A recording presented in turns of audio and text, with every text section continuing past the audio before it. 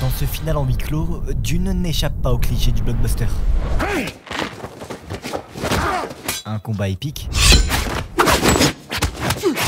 en musique orchestrale qui oppose le gentil au méchant. Un combat où le orange triomphal du soleil fait à peine percevoir la silhouette de nos deux personnages. Un orange triomphal qui rappelle directement le triomphe qui attend le personnage principal.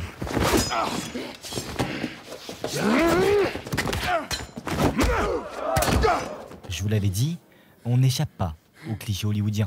La scène suit même parfaitement le pattern du blockbuster classique. Un début fort en action, puis un arrêt brutal dans la narration, pour enchaîner avec le début du climax, avant d'avoir la chute du héros, pour finalement conclure sur le retournement de situation qui fera triompher le protagoniste. Paul Atreides est le héros de l'histoire.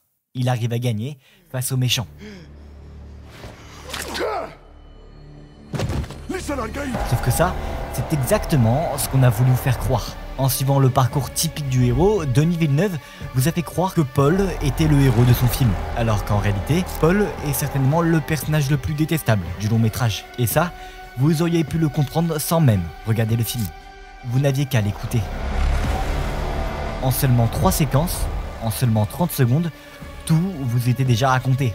Et ça, dès le début du premier film. Alors, foreshadowing de génie ou manipulation tactique pour réconforter tous ceux du fond, ouais, vous inquiétez pas, Timothée Chalamet, il est beau, il est fort, mais il est forcément gentil. I'm pointing the way! Unala sok! Udao fixihi! Niflipit! Kumuni! Bienvenue dans le plus grand mensonge de Dune.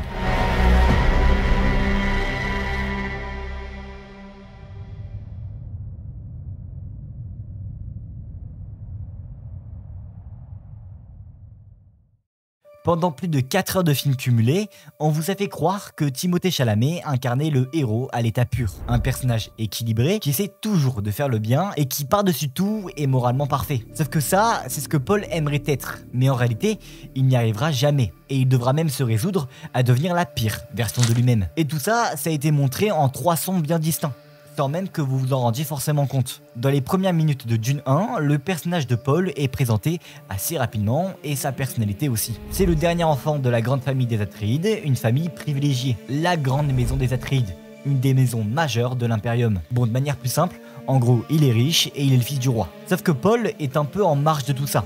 En marge de ce qui se passe du côté de son père, en marge des guerres qui envahissent la galaxie et en marge de la misère et de l'horreur qui s'abat sur certaines populations. Le dernier Atreide est naïf et ne perçoit qu'à peine les horreurs de son monde. Il est en quelque sorte l'homme enchaîné dans la grotte de Platon, qui ne voit que les ombres de ce qu'il se passe réellement à l'extérieur. Alors qu'il déjeune avec sa mère, il montre clairement son indifférence face à la maison Atreide, et même sa flemme de participer à certaines cérémonies. Full dress. Military? Ceremonial. Why do we have to go through all this when it's already been decided? Mais il y a un autre point qui caractérise le personnage et qui, on va pas se mentir, lui fait gagner pas mal d'aura. C'est effectivement son pouvoir. Il est capable d'ordonner des choses, de contrôler des esprits simplement avec sa voix. L'utilisation de la voix est encadrée par les valeurs des Bene Gesserit, qui évitent donc de l'utiliser de manière irresponsable. Effectivement, la voix est contrôlée par la révérente mère. Elle contrôle tout et contrôle surtout ce pouvoir. À table, sa mère lui demande donc de pratiquer ce pouvoir. If you want it, make me give it to you. Premier fait intéressant, Paul ne veut pas le faire. Mom, I just woke up. Il est même encore un peu dans son lit et il utilise ce pouvoir seulement parce que sa mère l'y oblige. Et écoutez bien ce qui va se passer. Give me the water. Rien n'est laissé au hasard dans le film. Et ici, on a déjà un premier indice du destin tragique qui attend Paul. Lorsqu'il utilise son pouvoir, on remarque déjà que sa voix n'est pas en symétrie parfaite avec le mouvement de ses lèvres. Give me the water. Il y a donc une polarisation entre le personnage de Timothée Chalamet et la représentation du pouvoir. Le pouvoir est utilisé de manière maladroite et surtout très naïve.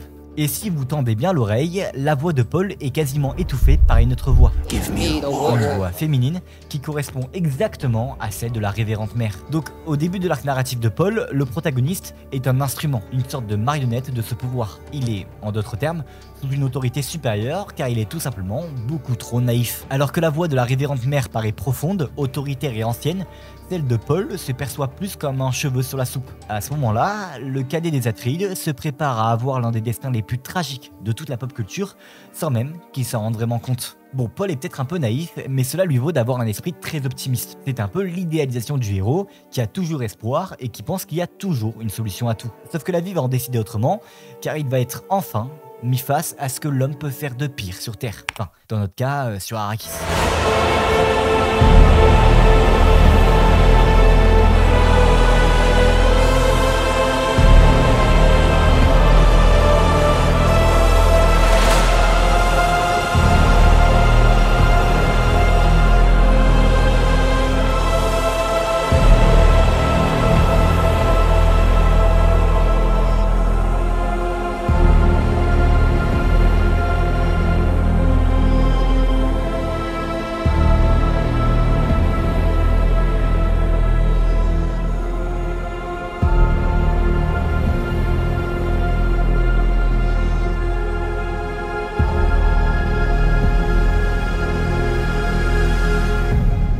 Alors à peine âgé de 15 ans, Paul va voir son père mourir, sans ne rien pouvoir y faire. Et il va voir toute sa maison se détruire sous ses yeux, sous les flammes impitoyables des Harkonnen. La vision de notre jeune homme est certes binaire, mais elle est très simple. Les Harkonnen doivent être détruits, car les Harkonnen sont les méchants. Ils propagent la violence, la haine et la peur. Et là, on a une deuxième utilisation de la voix qui est beaucoup plus intéressante. Il s'agit de la première fois que Paul utilise la voix de lui-même. Ce n'est pas sa mère qui le force, c'est son propre instinct de survie. Et après quelques échecs, il se passe ça.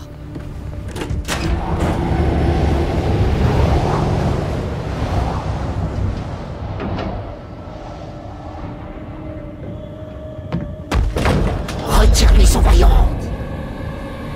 Pour la première fois en 2 heures de film, Paul s'assume un peu plus et comprend comment il doit battre son ennemi. Il veut sauver sa mère et pour cela, il utilise son pouvoir de manière volontaire.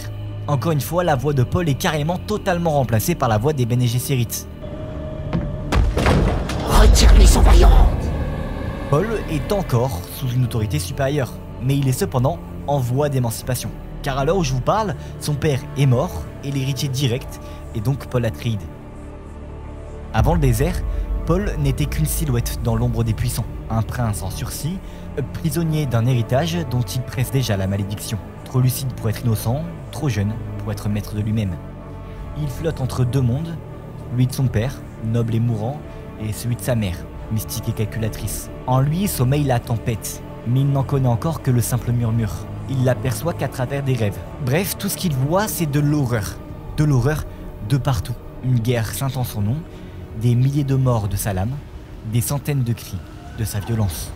Il refuse alors la couronne, se détourne du destin qu'on lui tend, comme si s'éloigner du pouvoir pouvait le sauver de sa corruption. Il observe les intrigues avec la distance d'un rêveur, persuadé que la sagesse consiste à rester en marge. Mais cette marge n'est qu'une illusion.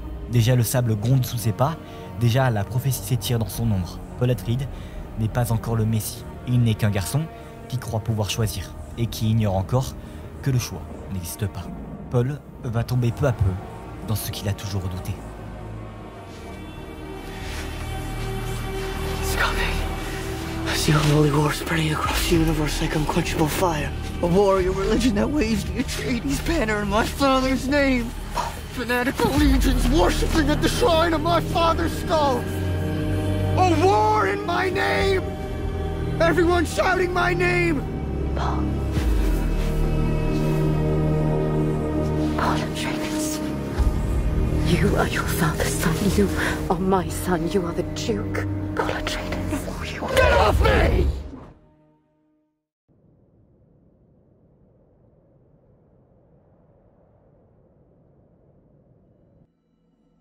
C'est assez rapidement que Paul rejoint le désert. Un désert envahi de la grande épice, la loi qui dicte ce monde. Ce pourquoi tout le monde se bat.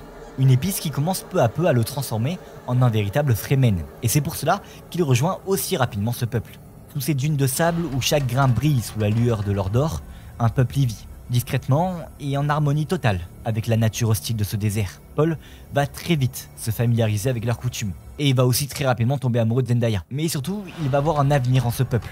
C'est comme cela que l'on entame le deuxième volet de la saga. Paul essaie de plus en plus de s'intégrer chez les Fremen, et il apprend vite à connaître la polarisation de ce peuple. D'un côté, on a des sortes de radicaux et nationalistes, dont fait partie Zendaya d'ailleurs. Ce bord-là croit en une seule et unique chose, la puissance de leur peuple. Ils se battront jusqu'à ce que mort s'en suive pour leur communauté. Et de l'autre bord, on a les pratiquants et croyants.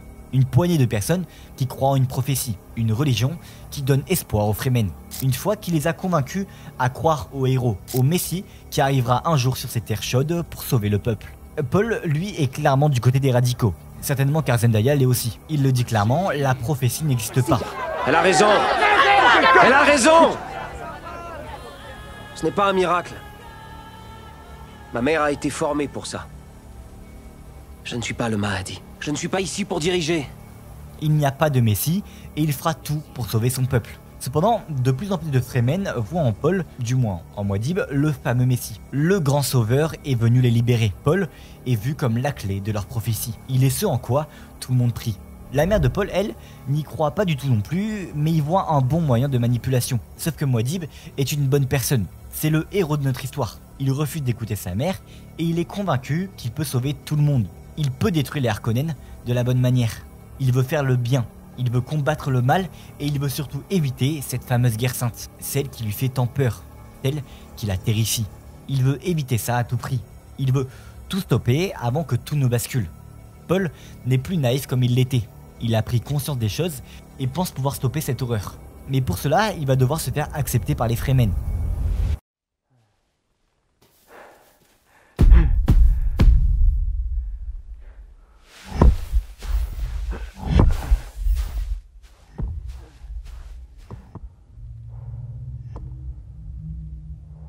Le stress monte, le cœur bat au même rythme que le marteleur.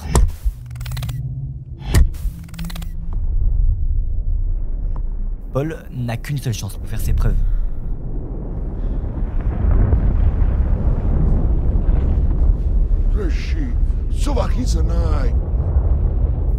Le ver apparaît au loin et la course est lancée.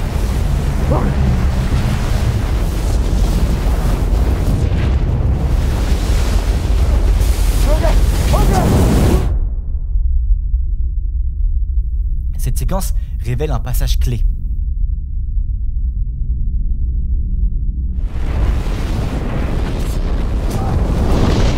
Qu'est-ce qui est le plus important? Le premier pas dans le désert ou le premier pas au-dessus du désert?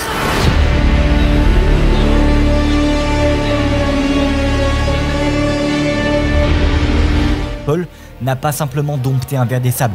Il a fait naître en chaque Fremen croyant la possibilité d'avoir en face d'eux le Lisan al-Gaib. Le sauveur tant attendu.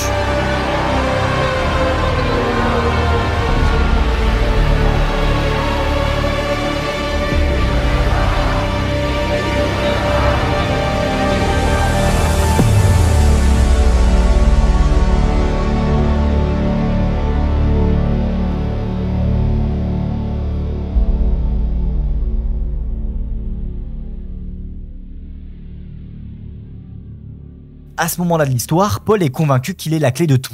Il est convaincu qu'il peut sauver tout le monde de la bonne façon et qu'il est capable d'éradiquer la menace Harkonnen sans déclarer une guerre sainte. Cependant, tout va s'accélérer lorsque Feyd-Rautha prend la place du Rabban. Une menace plus grande, un réel méchant de taille. Les Fremen se font bombarder et Paul est toujours méfiant face à la prophétie. Il en a tellement peur qu'il refuse d'aller au sud pour rejoindre les fondamentalistes et laisse Shani y aller toute seule. Je reste à l'arrière, je vous couvre. De quoi est-ce que tu parles? Je ne peux pas venir avec Mais vous. peu à peu, Paul perd de plus en plus foi en sa vision des choses. Mais vous inquiétez pas, hein, Paul reste quand même le petit naïf et... Vol. C'est un ordre, Gurney Alec. Va au sud avec eux. Tu protégeras ma mère. Ok. Bon, Paul se retrouve à faire la pire chose qu'il aurait pu faire. Sous la manipulation de sa mère, il va boire l'eau de la vie. C'est comme cela que Paul va être réduit à jamais au silence. C'est comme cela que Paul va mourir.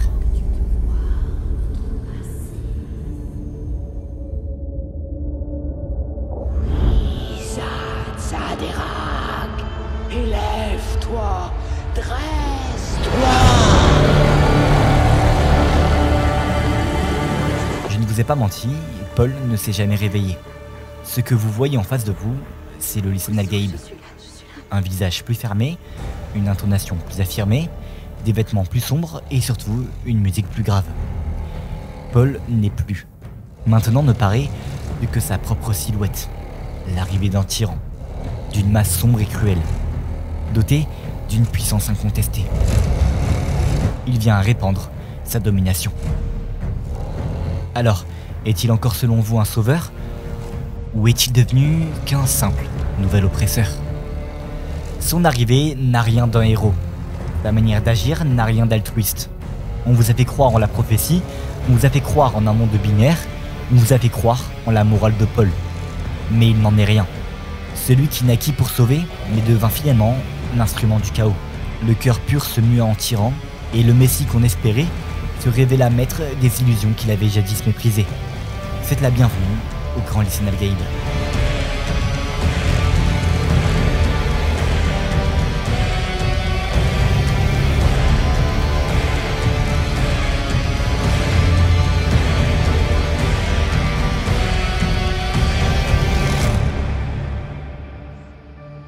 Si après tout ce que je vous ai raconté, tout vous semble évident, que cela vous semble insensé de penser que Paul était le bon de l'histoire, je vous laisse regarder les réseaux sociaux au moment de la sortie du film. Tout le monde proclamait le personnage de Timothée Chalamet. Tout le monde le glorifiait, là où des personnages comme Dame Jessica étaient détestés, que la morale a un jugement esthétique. Et peut-être que ce film vous le montre parfaitement. Sans même avoir besoin de vous le montrer, Denis Villeneuve vous l'a surtout fait entendre. Retour au combat final. Avant que les lames s'entrechoquent, un seul mot sera prononcé par Paul. Un mot qui sera repris de partout sur TikTok. Réfléchis à tes actions, Paul Atreides. Silence!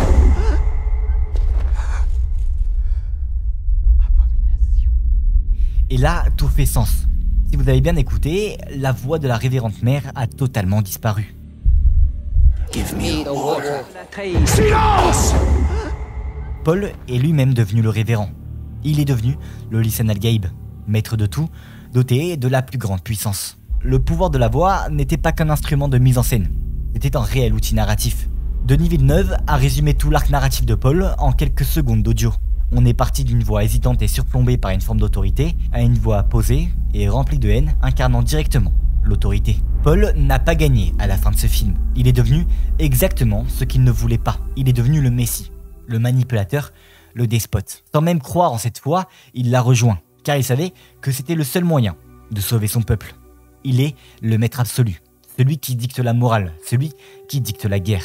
Là où Paul voulait à tout prix éviter la guerre sainte, c'est le lycéen Al-Gaïb lui-même qui la déclenchera. Là où Paul voulait absolument garder Shani, il deviendra exactement ce qu'elle lui avait dit de ne pas devenir. Et il l'a trahi en se mariant avec Irulan. Il est le méchant, et symboliquement, il le devient surtout quand il apprend qu'il est un Harkonnen de sang. Le monde de Dune veut vous faire comprendre quelque chose de cruel mais vrai. Il n'y a pas de gentil, il n'y a pas de méchant. Paul a compris que pour faire le bien, pour accomplir son objectif de détruire les Harkonnen, il allait devoir se salir les mains. Dans l'univers de Dune, il n'existe pas de frontière nette entre le bien et le mal. Pas de héros purs, ni de monstres absolus. Chaque décision, chaque geste se mesure dans l'ombre des conséquences et des intérêts contraires. Paul n'est pas seulement un sauveur, il est aussi un tyran en devenir. Ses ennemis ne sont pas tous cruels par nature, mais souvent contraints par la loi impitoyable du pouvoir et de la survie. La véritable tragédie de Dune tient à cette ambiguïté. Personne n'échappe au compromis. Personne ne reste innocent.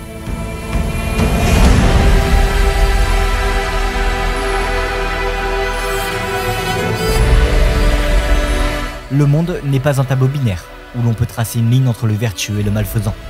Il est un désert de choix, de vision et d'illusions, où chaque acte bien intentionné peut produire la catastrophe, et chaque crime peut naître d'un idéal sincère. Dans l'histoire de Paul Atreides, ou devrais-je dire du lycéen Al-Gaïb, il n'y a ni héros ni vainqueur, seulement un messie, pris au piège de sa propre légende, condamné à faire le pire, faire le meilleur.